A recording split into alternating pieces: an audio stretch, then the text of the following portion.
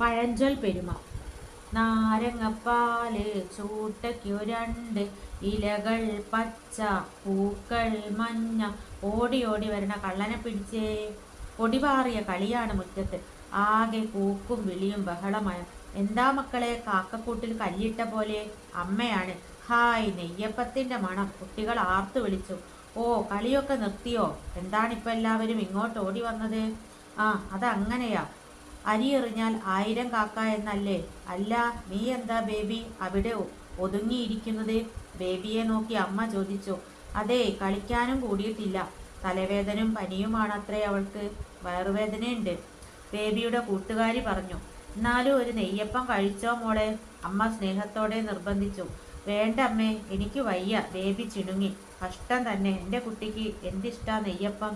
അത് തിന്നാറായപ്പോഴോ ആലിൻകായ പഴുത്തപ്പോ കാക്കയ്ക്ക് വായ്പുണ്ണ് എന്ന നിലയിലായി അവളുടെ കാര്യം. അമ്മ വിചാരിച്ചു. ബേബിക്കുട്ടിയെ, മോളുടെ പനി മാറുമ്പോൾ അമ്മ നെയ്യപ്പം ഉണ്ടാക്കി തരാട്ടോ. ബേബിയെ തൊട്ടു തലോടി ആശ്വസിപ്പിച്ച് അമ്മ അകത്തേക്ക് പോയി. മുറ്റത്തു നിന്ന് വീണ്ടും ബഹളമുയർന്നു. കാക്കക്കൂട്ടിൽ കല്ലിട്ട പോലെ.